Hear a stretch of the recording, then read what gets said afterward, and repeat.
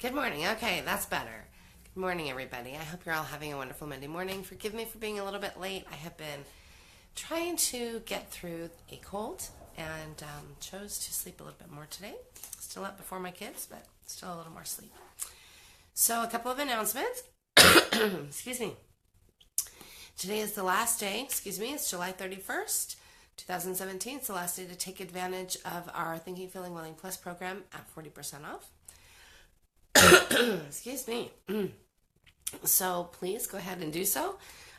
If you're not a Thinking, Feeling, Willing Plus member or a lifetime member and you really want to go down that path with us and have the mentoring and have curriculum resources for you, then now's the time to do it. And it will be, like I said, it's the last day. Then it will be 40% off. Probably won't be on sale again until later this year. It's not, I don't foresee it being on sale anymore this summer. So, excuse me. So anyways, now is the time for sure. Also, if you have not caught our music book announcement, that is coming soon. We have a hopeful release date of August 15th, so we're working hard on that. Working with Kimberly Parsons, who has a master's in music. She's an amazing music teacher, and I'm really excited for the piece that we're working on.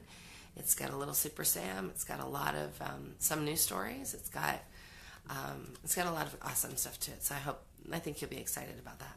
So just those announcements. I'm just trying to think if I have any other announcements. Next week, I will be in South Carolina teaching at a conference there. And so I will not be here doing a live video. And what I will do is I'll probably record one and have Kelly put it up for us. And I will probably talk about planning for high school. We do a lot planning for the younger grades. Today we're going to talk a little bit about middle school. People get really stressed out when it comes to middle school, and they really get stressed out when it comes to high school. So I want to sort of help you not feel so stressed. And the back part of my office is really ugly, so I'm just going to scooch over here a little bit. There we go. Anyway, that didn't help, but maybe I should go this way. There, that's a little bit better.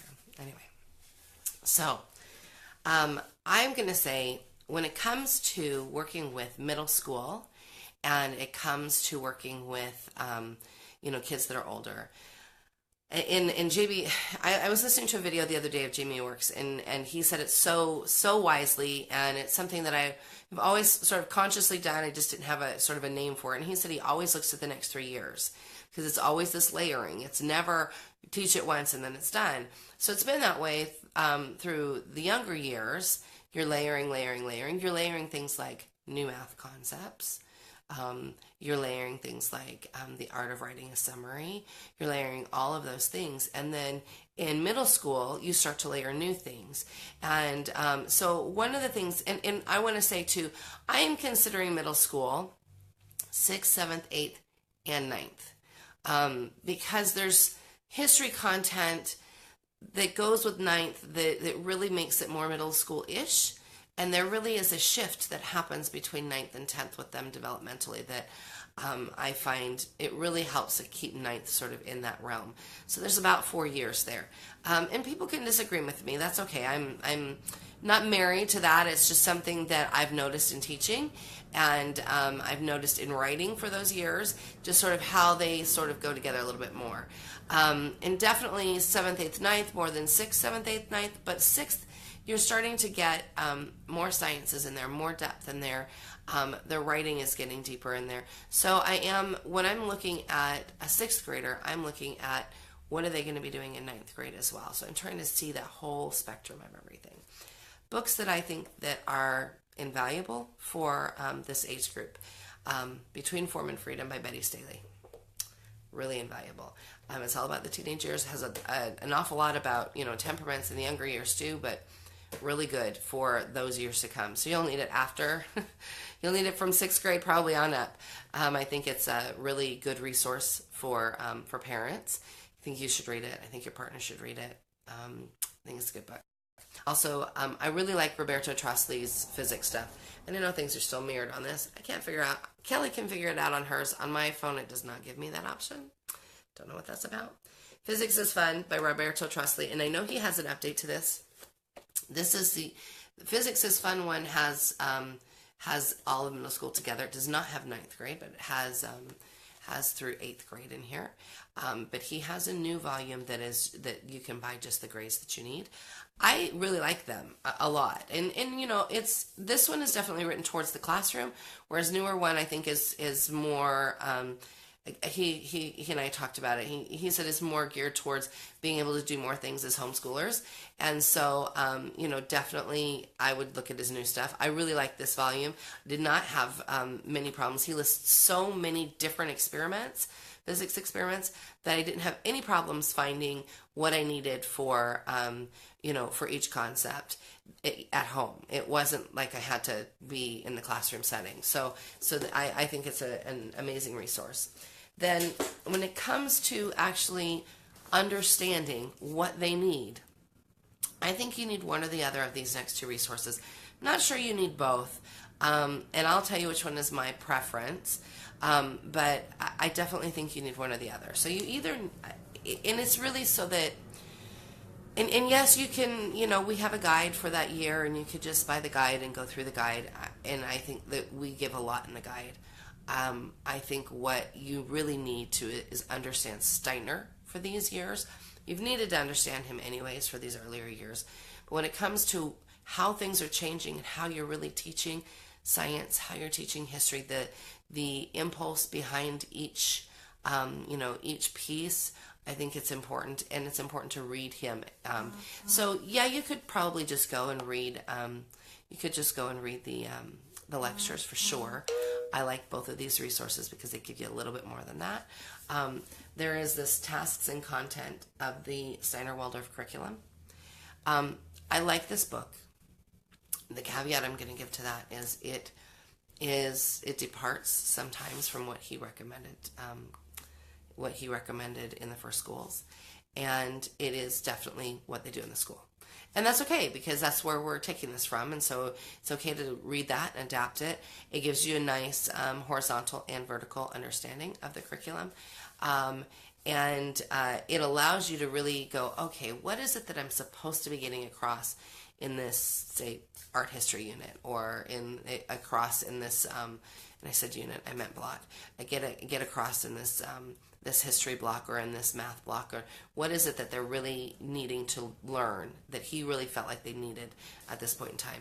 So this is very, very good for that. But my favorite resource in the whole world is still Carl Stockmeyer's Rudolf Steiner's curriculum for the Waldorf schools. I like this because it gives nice meaty chunks of what he actually said. This distills it too much for me. I want to know from the horse's mouth. I want to know what he said about the subject. And so I like this book. I have mine. You see, I've got my post-it flags everywhere. It's an easy reference guide for me. Mine is falling apart. I probably need to buy a new one. But this is my preferred go-to source, and what is always by my side when I'm writing, always by my side when I'm planning. I like it because, like I said, it's got nice meaty chunks of lecture pieces, and then tells me where it came from, so I can always go and look at the entire piece and see context. So I really think that one of these sources is invaluable when you're working with middle school and high school. It's definitely very valuable when you're working with the younger years and understanding what they needed in the younger years. But there's so much that he said for the older children. I think it's invaluable resources. So the other thing I think you need is our Planning for Peace journal.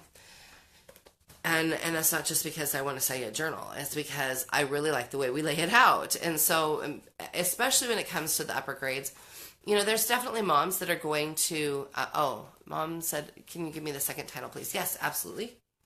Carl Stockmeyer's Rudolf Steiner's curriculum for the Waldorf schools. It's big and blue. Okay. So the reason why I'm recommending our journal is because what happens is you get this information dump, and you go, how do I like break that all down, and how do I put that into bite-sized pieces that we can use every day? How do I not kill myself writing these lessons? So, we try to give lesson ideas in our older guides. Our younger curriculum, from grade 6 down, it's laid out by the day. But when you get in the older years, there's some departure for sure. And a lot of that is because I've worked with enough middle schoolers and high schoolers that I know that keeping it in a day to day to day is a little bit hard. They have their own ideas. They have other things they want to do. They want to be involved more with what it is that you are teaching. And so I encourage you to look at guides. Look, we wrote a nice guide for grade 8, and we're going to revise 7 and revise 9th so that it's like the grade 8 guide, and put it all together, and work on the high school years too. But really what I want you to understand is when you're in these years, don't freak out and go, oh, I have to have a box curriculum. I have to. Or I have to put them in an online school. I've been the online school route. When we lived in Utah, we were part of a charter for a while, and my older boys did some online classes, and it was okay. It was hard for me to watch that when I knew that's not exactly what Steiner was saying they needed. And so it lasted for a year, and not even a complete year. We ended up, I ended up going, wait a minute, you're not learning what I need you to learn to sort of keep up with where we are. So, don't feel like you have to, that it will make it easier for you. I think that's what a lot of parents go, well, this will make it so much easier for me. I'll know exactly what to teach, and, or the school will take care of it, and it'll all be online, and I don't have to worry about it. Guess what? If this is the method that you feel like is right for your family, it's not going to work. You have to find ways to bring the two together. So I'm not saying you can't do that. I'm just saying please be aware, and please understand what it is that your children need, and what you need to be teaching them, and then you can decide, you know what, it's okay for me to depart from here. We have definitely departed in some places, condensed in some places for sure. Harry's senior year, he spent almost the entire year studying to take the GED. He did a lot of local history because we had just moved here from Utah, and we live in California now. And I wanted him to know where we lived. I wanted him to understand it. So he went like on walkabout on his own a lot, like every single day. He spent time getting to know our city, getting to know this part of California, and really understanding and going to the history places and understanding that those are experiences that he wouldn't have had otherwise, because local history is in 4th grade, and he's done local history of Idaho. And so we needed him to do some local history of where he was. And so for sure there are departures that we make, but I know why I'm making them, and I'm conscious about making them. And I try to look at, again, go back to look at these resources and go, what is it that he felt like they needed to know before they left home and went off to college, or went off to, he's serving a mission for our church. He's going to be home in like 45 days. 45 days, ladies. I cannot believe he's going to be home in 45 days. I'm super excited. Miss my boy terribly. So, you want to sort of, sorry, I didn't mean to depart there, but you want to sort of really know what it is that you need to be teaching, or what it is that they need to be getting, and then find ways to get that in. Whether it be you, whether it be another resource. The sciences have always been like, I've been like, oh, okay, here we go again with chemistry. So if I can outsource some of that, I look at the science teacher that I'm outsourcing it to. I look at what Steiner recommended and what he said. I teach what I can, and then I pass it off to somebody who can teach the higher stuff. And it works beautifully, but I'm conscious of it. So that's all I'm saying is really be conscious of what it is that you're parting out, and how you're parting it out, and sort of how it connects with the whole. You want to think from the whole down to the parts, just like you've always done. And so anyways, the reason why I'm recommending our journal is because you can go from having your month, like, all right, what are you teaching for the month? So this is, we've been reading Thornton Burgess. So all of Mother Westwind and Mother Nature's characters are everywhere in the examples that I'm writing. So this is Johnny Chuck. And in November, he's learning physiology. So then we go to the page that has the block plan. Again, Johnny Chuck. The time frame is 3 weeks. The block theme is physiology. topics and concepts to cover. So this is where I really go through and I make sure I understand. I understand what's in these other books. I make sure that I understand what topics it is that really need to be covered. So I've got understanding bone structure, joints and how they work, and then I wrote pull in physics. So that's a note for myself. The purpose of muscles and how we move, voluntary and involuntary, and the structure of the eye. That's what we're trying to accomplish in that 3-week block. Field trips I put down here. Visit a chiropractor's office and an acupuncturist, massage, etc. Consider the bodies exhibit. Now I wrote consider because that exhibit stresses me out, and so I don't think I could actually go. But I wrote it here just in case so that you could have some ideas, because these are examples. Again, because this is for Johnny Chuck. He's a woodchuck, you know. And then I put check out the Museum of Man. So we live in San Diego. We have these great art museums and history museums, and there is a Museum of Man, and there's a lot of different exhibits on the body that I think would be helpful for, for that. So let's see, where's the next one? Next page is here, because then I've also got block notes. I plan all of my blocks this way, all of them, even the younger grades, even the ones that I wrote a curriculum on, because I want to make sure I understand it, and I want to make sure that I know what I'm teaching, and I want to make sure that I have, I don't miss anything, and I got a handle on it all. So then block notes, I wrote read Kovacs cover to cover. Now that would be Charles Kovacs' book, Muscles and Bones. And again, we're talking about 8th grade physiology. That's a great book because it has part of it 7th grade, part of it's 8th grade. And then I pull out my midwifery notes to review. So that was my former life. And pull out my x-rays to show an altered spine. So I have scoliosis and I've had surgeries. And when I was younger, when I was a teenager. And so I think it's helpful to be able to see what a spine that grows normal looks like, and then maybe one that's been altered through surgery. So I wanted to show that. And other materials needed, I put buy some ball joints to show how joints work. So there again, we're going to pull in some physics. So this is then, I've laid out for the block. So how do you bring that then into some weekly lesson segments? And so here we go again. Now we're on planning this out for 4 weeks, but we only have 3 weeks for this this lesson block. So again, physiology. I wrote November, the 3 weeks before Thanksgiving. Week 1, bones and joints. Explore bones, their inner structure, the spine, joints. Pull x-rays, and have a whole chicken on hand. So why am I having a whole chicken on hand? Well, we're going to talk about that. Week 2, muscles. Explore muscles, voluntary and involuntary. Talk about my stroke, because I had a stroke 3 years ago. So brain injuries do crazy things to your muscles and your joints, really crazy things. And so because I have that experience, I want to pull that in as part of our lessons. So, think about the people around you. Did grandpa have a stroke? Has somebody else had a brain injury? How did those brain injuries affect? These are the times that you pull those things in, because you're studying it already.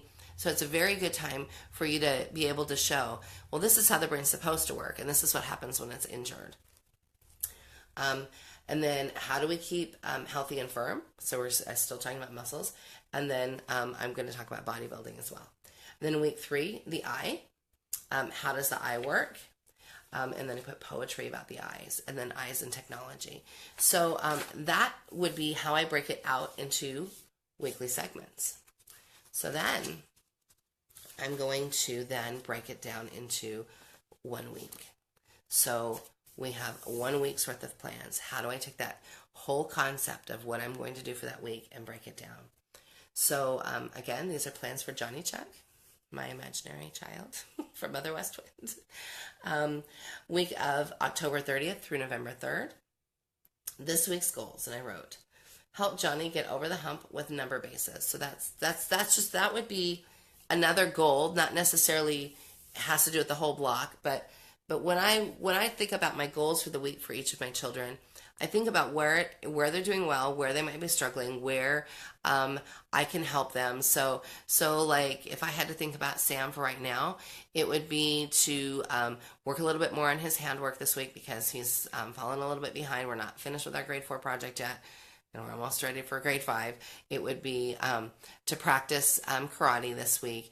If we were talking about Ellie, it might be to work on a piano piece that she's working on. So really be thinking about what things that your child is struggling with at that time. So when you make this weekly plan, when I make it ahead of time, because I definitely have all of them made ahead of time, I'm really saving this weekly goals part until probably 2 weeks or a week before we actually do these lessons. So I'll have this part all laid out, all of the actual lesson parts laid out, but I will be tailoring it to what that child needs that week for my focus. So that comes back into me sitting down on Sunday and going through what's coming up for the week. I can review what happened last week. I can review where I think I want to be at the end of next week. So it's about like, where have you been? Where are you? Where are you going? Always. It's always there. That's why I'm so big on evaluation, because then you really know what's going on with your homeschool and you really can, pull all of the things together. And it helps with your planning. It helps with your sanity when it comes to, am I doing well with this? How's this working? How's this playing through? Okay, so again, this is where my daily would be. So this would be 3-day school week. We school 3 days, and we get it all in with 3 days. If you want to know how to do that for any of your grades and you don't know how, please drop me a note and I'll send you a blog post link. Or you can look on our blog at waldorfessentials.com and just look at like 3-day rhythm. We have some samples there, and if you have questions, feel free to drop me a note. So again, this is what I've got. This is where our lessons would be. Reading material for this week would be Muscles and Bones, which is Charles Kovac's book, chapters 35 to 48.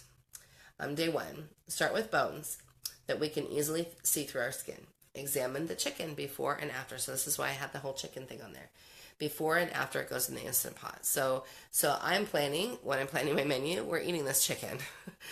But I want my child to see, we're going to look at this chicken like in depth before it gets cooked, like what can you see, and then after it gets cooked, and then what did the steam do to it?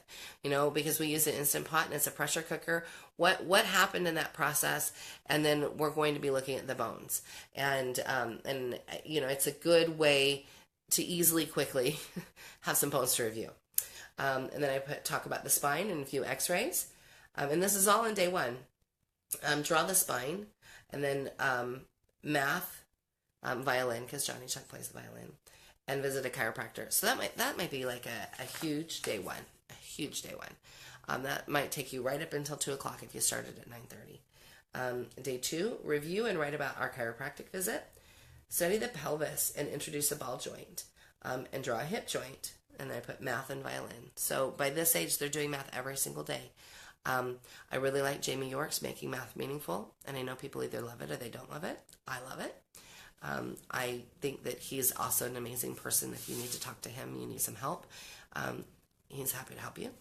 I have not been to one of his math conferences yet, but it's on my to-do list, even though Eleanor doesn't think that is nice because she doesn't like math, and she thinks I'm consorting with the enemy if I do that. But I really like Jamie York, so I would definitely take a look at his materials if you haven't already. Then day 3, I've got review. Study the hands and the feet, model the hand, math and violin. So this would be what my week would look like. And, when it comes to like the writing portions, a lot of moms are worrying about, where's the writing at this point? What is it that I need to worry about? If you've been doing these summaries all this time, and you've been gradually getting more and more. So in the schools, they're often not doing their own work until grade 5. At home, I have them, the last block of grade 3, I will say, all right, let's see how you can do on your own. And I don't leave them blind. I give them a little prompt if they need it, but I want to see how they've been developing the summary, this ability to write a summary. And we have a video, I think, on writing summaries if you need more information on that. Then in grade 4, they're writing all of their own. I'm still right there helping if they need help. In grade 5 and on. So they've had this time period where they are writing it on their own. And so I want you to not be stressed out about that. You're wanting the writing to have more depth. You're definitely wanting to make sure that they're citing things at this point. And you're definitely wanting to see that they really understand the material. You've been wanting to see that all along, but there should be more depth in the writing in middle school than there was, in the elementary years. So Anna Catherine asks, with drawings or modeling the hand, would it take a long? Yes, it would take a longer day for sure, depending on the child. When I ask Eleanor specifically, because she's an artist, will you draw something or will you paint something? I will usually say on Monday, I would like this concept painted or drawn by Friday. So she's got the space to do it. She can really think about it while we're working on the lesson. She can take her time with it and really feel into it. But she's an artist, and that's the artist's way. And so she's also going to be in 11th grade. I've been doing that with her probably since 9th grade or so, where I've been saying, okay, here's the concept. Here's what I want by the end of the week. At this stage, all of my children surpassed me in drawing, like by hair. And so I know Samuel probably won't, so I'm still working on my drawing and still working on making sure that I have something. And he's not in 8th grade, but by the time he gets there, my art is coming along as well. And so, you definitely want to give parameters if you're not using a sample that's your own. But whenever possible, please use a sample that is your own. Unless, of course, you have a child that's like crazy artist and they're like, Mom, you're drawing stick people compared to me. So anyway, for sure. And definitely when it comes to clay modeling and things like that, that's going to take some time because you're modeling with clay at this point, and modeling the hand, you're going to be taking time to look at the hand and you're going to be working on it. And that doesn't happen in a vacuum. Again, you've been working with clay all of this time and modeling different things. And so, the modeling project might take the whole week. It might be, again, something that you start and that you have to come back to because that's it's a big project. Make sure that if you are using clay, you keep it nice and wet and moist in a bag, and it should be fairly malleable for you to come back to when you come back the next day. So anyways, I am hoping that that's helpful.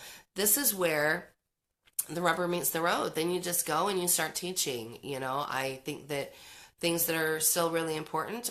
Rhythm is still really, really important. Rhythm is important for everyone. It's important for you, and it's definitely important for your children as they get older. You are helping them form how they're going to live out their lives, how they're going to act as adults. And I've watched Harry and Ellie specifically because they've been with me all through their teenage years. So Harry is 20, again, coming home in 45 days. And Ellie is 16 and a half. And they've been with me the whole time. Jacob went to live with my ex-husband when he was 14. So he still has some of that, but not, he has sort of what he had at middle school. He lost a lot of his rhythm when he went to live with my ex because there is no rhythm over there. There's a lot of chaos in that situation. And so when he comes to be with us, he falls back into it nicely because that's what he misses and what he loves. And I actually get to see him in 43 days. So I'm really excited about that. Anyway, all 5 of my children in my tiny condo is going to be really interesting. Really interesting. But it'll be like, so last year in January, we had Kelly and 2 of her daughters here and my mother-in-law here at the same time. So we had this great big party. And it was at a time when there was more rain in San Diego than there has probably been in 100 years. And it rained and rained and rained and rained. And so we were stuck inside the condo most of the time. Anyway, so where was I going with that? Oh, personal rhythm. So what I've seen from my children that are becoming adults that actually have been with me this whole time, Harry especially. So Harry went, he went right to the mission field. So he was already regimented and, in a rhythm. So it was very easy for him to sort of step into that rhythm of they get up at 6:30, they go to bed by 10, they have study time, all of that. So that was a rhythm that was easy for him to work into. Eleanor has this like ironclad rhythm, and she and she struggles with depression, and so the rhythm is what keeps her going. It keeps her knowing where she's at, and it helps her to to really stay focused. Now, the struggle with her, and something that we're going to be really working on in the next 18 months as she's approaching adulthood quickly, is flexibility within that rhythm, because a rhythm is amazing and it's what you need, but you also have to learn how to be able to have some flexibility without too much anxiety. And so that's where we are right now. When we went to Comic-Con last week, poor child. So we live in a tiny little part of San Diego and called Ocean Beach. And the bus doesn't, and we've been without a car since June 9th. The bus doesn't run the same on Saturday that it does on all the other days. So when we were going to Comic-Con Wednesday, Thursday, Friday, we were taking the 923 bus, and it was taking us all the way downtown. And so on Saturday, when she came later, she was like, well, I'm just going to take the 923 bus because it goes all the way downtown. She sends me this message. She's like, Mother, I'm at the airport. And I was like, why did you not use your phone to make sure you were on the right? Because I just got on the 923. So she was really upset at me and really struggling with and having anxiety because she didn't ask me. She thought I had said the 923, and maybe I did, and I just, bad parenting moment, but just not thinking. And so she was really struggling with trying to get regrounded, and I just said, just get off the bus and I will call you an Uber. Because as her mom, I know where her threshold is. And I know that this is something that we're working on. And I know that stressing her out even more by telling her wherever she was in the city to get on 14 different buses to get where she needed to go was not going to be productive. So as her mom, I have to know when to step in and sort of rescue. And it gives me information then for, okay, well, this is something that we need to work on. And she did beautifully. The Uber picked her up, and she's like, if I die on this Uber, I'm like, you're not going to die on the Uber. What if he kidnaps me? I said, I can watch you on my phone. He's not going to kidnap you. If he kidnaps you, I know where you're going. Oh, goodness. She's such a delight. I love her dearly. I really do. She is awesome and hard all at the same time. Anyway, and anybody who knows Ellie that's watching, that sees her today, just give her a hug for me because I love her. I hope you all have a great week. Next week, again, like I said, I probably will have a recorded video. If I don't get that far, then it will be the following week. But we'll have some information for you anyway. So we'll be talking about high school, getting those last plans in, thinking ahead. Are you doing the ACT? Are you doing college? Are you doing the GED? What is it that you're doing? I'll talk to you about what we've done, things that we found helpful, and then again, don't stress about this. I think it's important to remember that no matter where you are here at home, when your children decide what it is that they want to do with their lives, then you can really tailor so much more towards that. And when they get into college, they have to start with those 101 classes often anyways, or test out of them. So, try not to stress too much. Try not to make your history in middle school or even in high school be like this college level course. You want it to be engaging, yes, but you don't want to stress out. Well, colleges still look at our Waldorf homeschool children. Ours have. I think it depends on where you're going. I think what you do when you are approaching the end of middle school, so like 9th grade, is you go, all right, where is it that you think you want to go to school? And that changes. I mean, it really changes for them. I would say those last 2 years, they might really flip and change their mind. I would ask, where do you want to go to school? And then you start researching that school and what it is that their requirements are for homeschoolers. Most will just say, just take the dang ACT. That's what they want. They want the ACT score. So that's what I'm finding. That's what, Harry didn't take the ACT before he left on his mission. He's going to come home and study for it for a bit, take a couple of community college classes, and then we'll decide from there what he's doing. But I don't think you'll have any problems. My son that actually went to public high school, he's like wanting to take a gap year. He doesn't have any problems. I think that it's all about what your child wants to do. I am not a mom that pushes. I am a mom that offers inspiration and opportunity, and I will absolutely say, what is it that you want? Because I want to make sure that I help support you in that. And so then we'll research together from there. And we'll talk about that a little bit in my high school video. I think it's just important to definitely look that 3 years ahead and be asking the questions of, well, what is it that you think you want to do? And what they want to do in 8th grade is not what they're going to want to do generally when they're in 12th grade. When Harry was in 8th grade, he still wanted to be a ride operator at Legoland. So now he wants to be an occupational therapist, thank goodness. But he worked at Legoland for 2 summers, and that really helped get that out of his system. He would ride the train to Legoland every day, and every day that he worked, and he'd get there early. And if you're an employee at Legoland, the hour before the park opens, you can ride all the rides you want. So he would go early, shower there, get dressed there, ride the rides for an hour, work his shift, and come home. It was like, what else could a young man want? Fun times. Anyway, I hope you guys have a great week. And if you need anything, please drop me a note. Bye now.